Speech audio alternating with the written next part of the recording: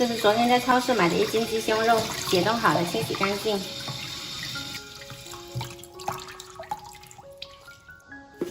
再切成小块。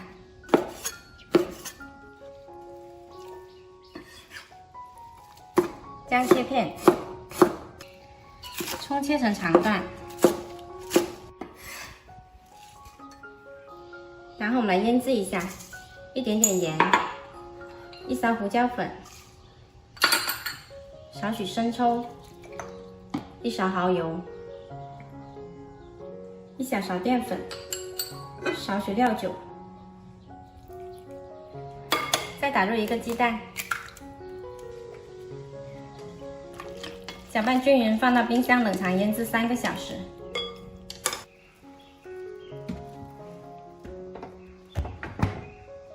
趁这个时候，我们来炖个雪梨汤喝。梨去掉心，切小块，加入1把百合，少许冰糖，适量清水，放到炖锅炖1个半钟。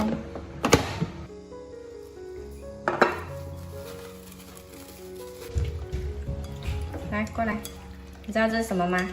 鸡胸肉。对了，鸡胸肉，这是腌好的。我们来给它裹上1个面包糠啊，给你。你又要说我普通话说错了是吧？在这个面包糠里面滚1圈，滚满它，然后放到杂篮里面去，放到这里面来，中间留一点点空隙，架起来，中间左右错开。来，把这个杂篮放到炸锅上面，对。然后盖子盖上去，玻璃罩，很重是吧？对呀。这里开关打开，选择空气炸，然后温度呢，我们选190度，时间是30分钟。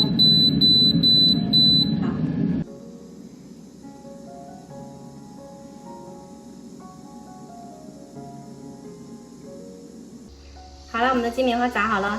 中间我翻了一下面，为了确保它每一块的受热均匀。这样炸出来的颜色就很漂亮，每一块的颜色都一样的。好啦，现在就可以倒出来给小朋友们吃啦。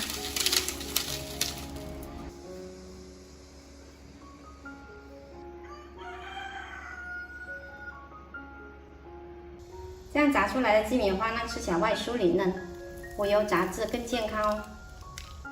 吃的时候蘸着番茄酱吃，小朋友们的最爱哦。喜欢的朋友可以试一下。这边的雪梨百合糖水也炖好了，这款汤清润下火，口感也比较好，小朋友们都很喜欢喝。